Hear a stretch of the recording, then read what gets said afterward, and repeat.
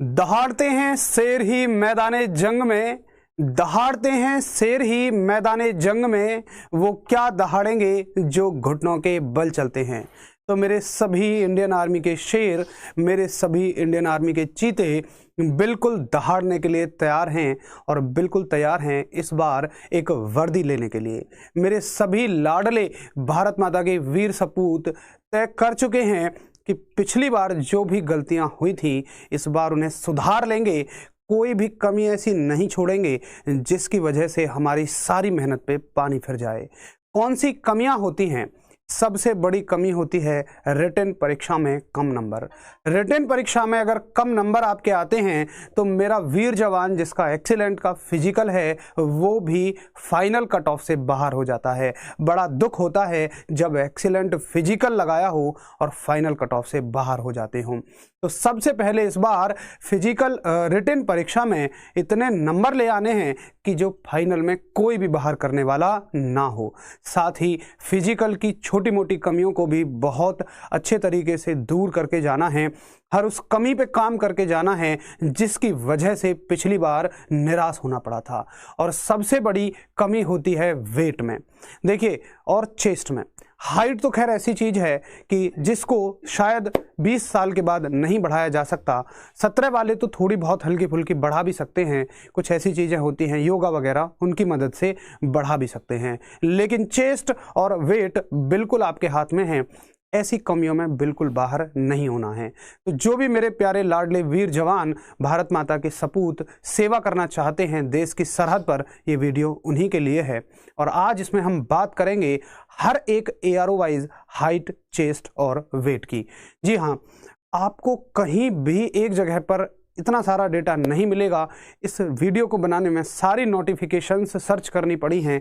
हर एक वीडियो, हर एक नोटिफिकेशन में से हर एक एआरओ का डाटा कलेक्ट किया गया है। अगर टीम आपके लिए इतनी मेहनत करने को तैयार है, आरडब्ल्यूए परिवार आपके लिए इतनी मेहनत करने को तैयार है, तो मेरे वीर सपूतों तुम्हें भी तैयार रहना है, मेरे रणबांकुरों तुम्हें भी तैयार रहना है इस युद्ध में फतेह पाने के लिए।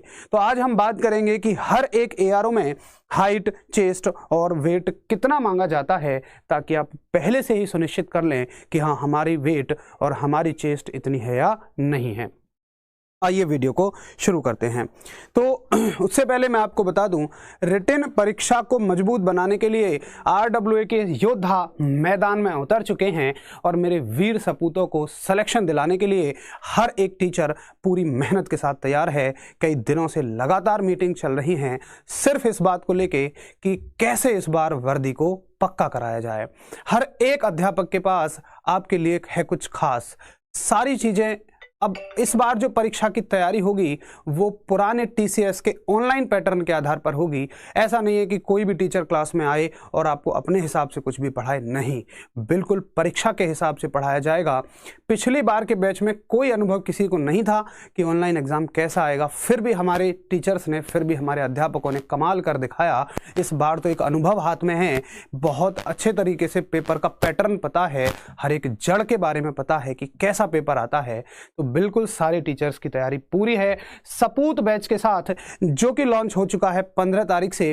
और जिन जवानों को सिलेक्शन पक्का करना है उन्होंने इसमें रजिस्ट्रेशन कर भी लिए हैं।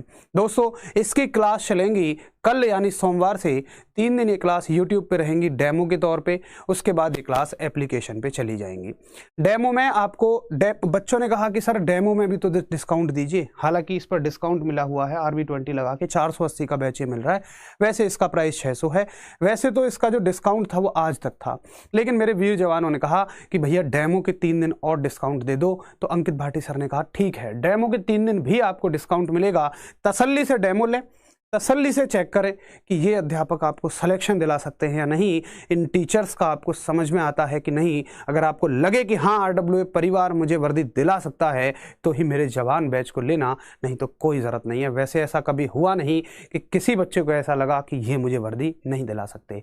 तो कल यानी कि 20 तारीख को, सोमवार को, मंगलवार और बुधवार को, परसों यानी कि उसके अगले दिन यानी 20, 21 और 22 तारीख तक ये क्लास यूट्यूब पर चलेंगे और इसके डेमो रहेंगे।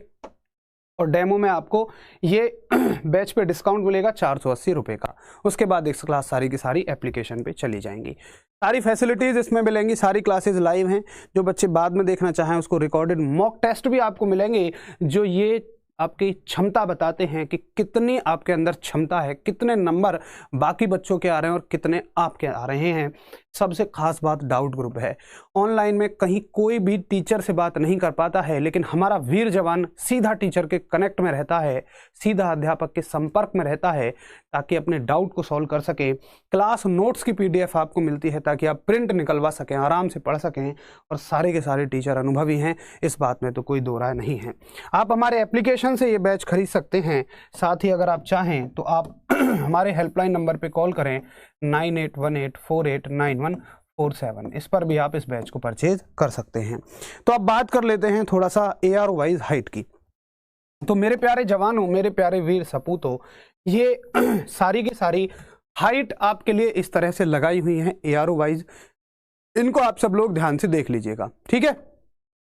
देखो, इसमें हमने रखी हैं, ये GD और ट्रेड्समैन के लिए सेम हाइट मांगी जाती है। टेक्निकल के लिए हाइट हो गई और क्लर्क और स्टोर कीपर के लिए हाइट हो गई। तो ये सारे जो ARO हैं, ARO Firozpur, Hisar, Rohtak, Kota, Patiala, Jodhpur, Charkhi Dadri, Amritsar, Ambala, Jaipur, Agra, Meerut, Alwar, ARO Delhi cantt और झुंझुनू ARO, इन सभी में GD और ट्रेड्समैन की हाइट 170 मांगी जाती है। टेक्निकल की भी 170 मांगी जाती है। क्लर्क को थोड़ी सी छूट मिलेगी और इनकी हाइट 162 मांगी जाती है। तो जिस मेरे बच्चे की हाइट, मेरे वीर जवान की हाइट कम है, वो बिल्कुल क्लर्क और स्टोर कीपर का फॉर्म भरे। एक बहुत ही शानदार वर्दी मिलती है, क्लर्क का काम बस आपको करना पड़ता है। ट्रेनिंग सभी को मिलती है, फौजियों वाली वर्दी मिलती है। फीलिंग बिल्कुल फौजियों वाली होगी, बस फर्क है कि तुम फाइल का काम करोगे, दिमागी काम तुम वहां पे करोगे, ठीक है। तो ये हो गई इन ARO वाइज हाइट। आगे हम देखें तो ये आपके जो ARO हैं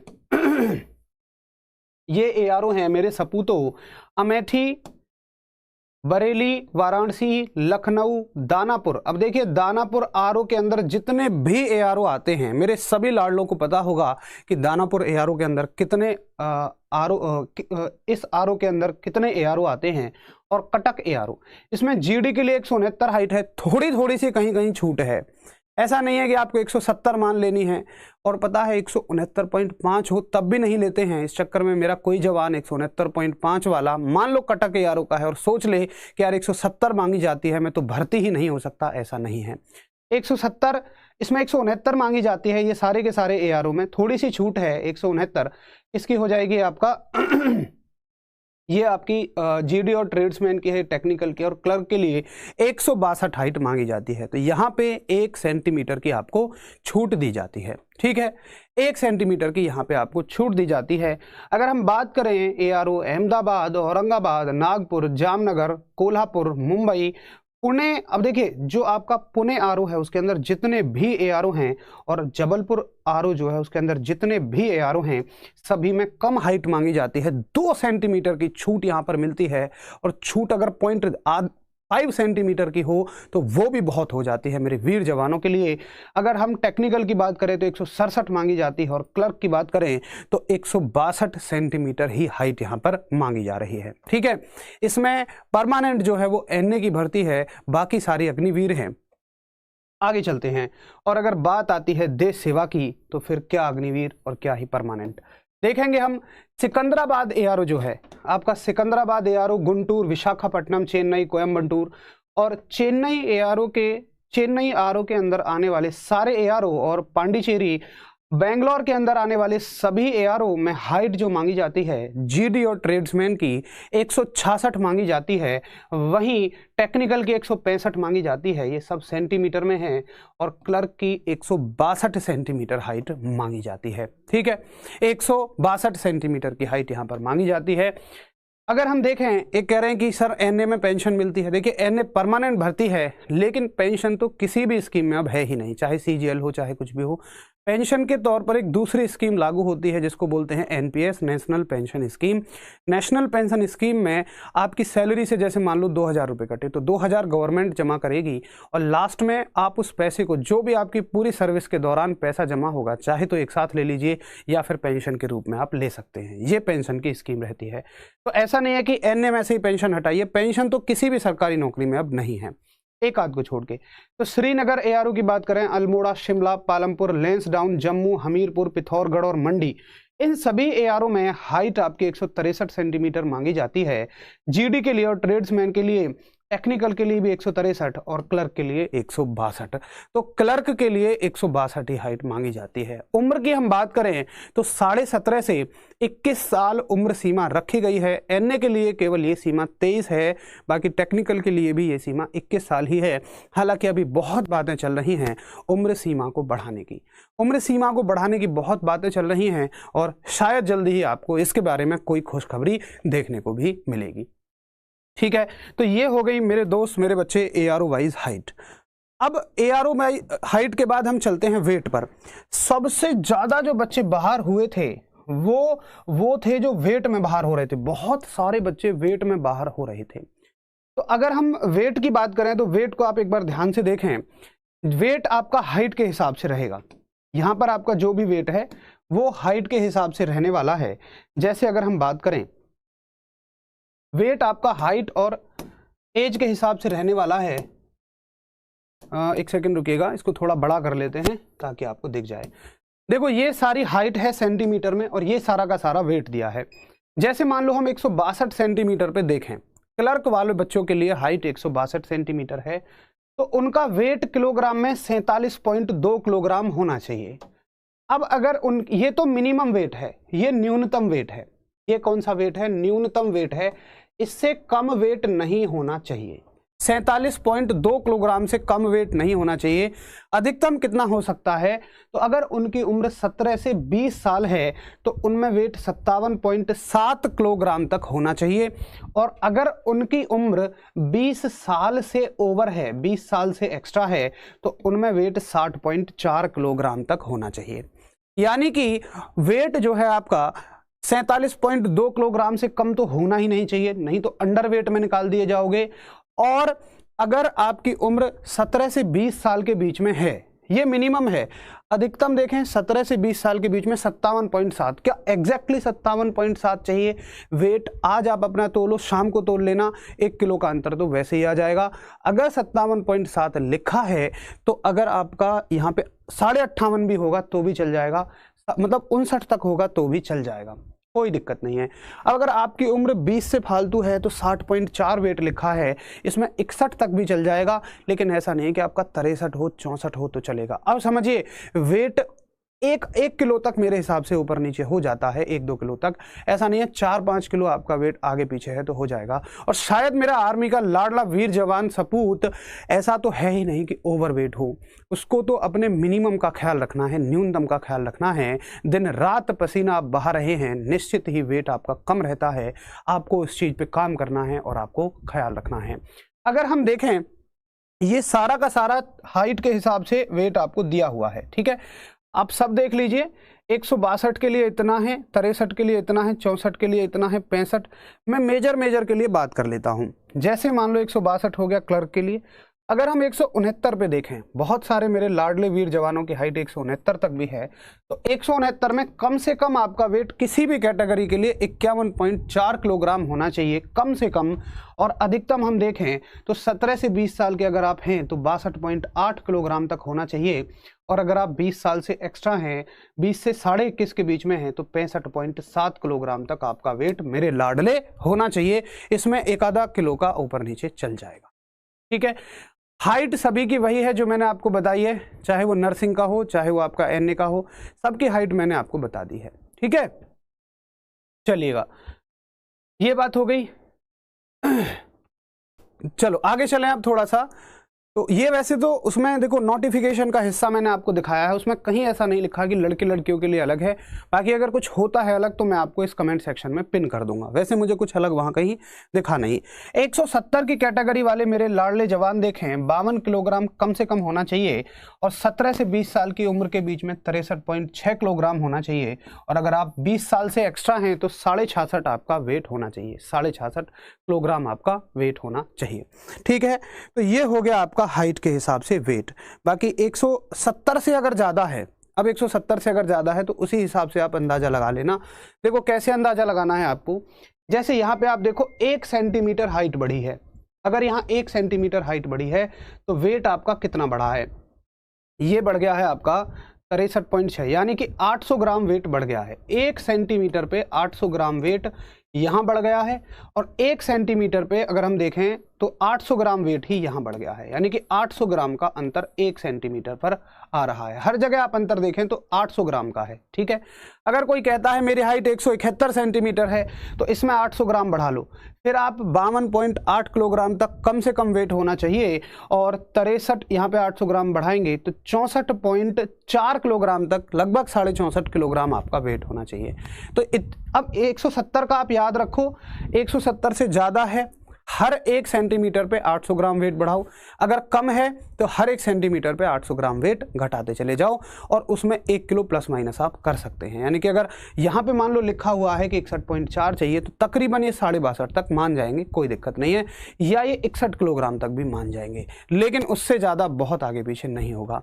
सिलेबस की अगर हम बात करें कुमार गौतम जी, तो सिलेबस बहुत सारे बच्चे पूछ रहे हैं, चलिए मैं आपको बता देता हूँ सबका सिलेबस। कि देखिए अगर हम बात करते हैं जीडी और ट्रेड्समैन का, तो इसमें आपके 4 सब्जेक्ट आएंगे। मैथ्स होगा 15 नंबर का, जिसमें हमारे सपूत बैच में मैथ्स की क्लासेस सुबह 7 बजे चलेंगी, राकेश सर करवाएंगे। ये मैथ्स होगा 15 नंबर का। ये जीएस वाला पोर्शन है 15 नंबर का, 15 नंबर की साइंस है और 5 नंबर की रीजनिंग है। ये हो गया जीडी का सिलेबस। उसके बाद अगर मैं बात करता हूँ ट्रेड्समैन का, भी यही है, जीडी और ट्रेड्समैन का बिल्कुल सेम है। अगर मैं बात करता हूँ क्लर्क की, तो क्लर्क में आपका मैथ आएगा, मैथ भी रहेगा आपका, जीएस भी रहेगी, मैथ्स भी रहेगा और जीएस, ये दोनों सर पढ़ाएंगे आपको अलग अलग। साइंस भी रहेगी, कंप्यूटर और इंग्लिश इसमें एक्स्ट्रा हो जाते हैं। कंप्यूटर 5 क्वेश्चन आएंगे और इंग्लिश के जो है वो मैंने पहले क्वेश्चन ही बताए होंगे, याद रखना, 15 15 15 और 5 क्वेश्चन ही बताए हैं।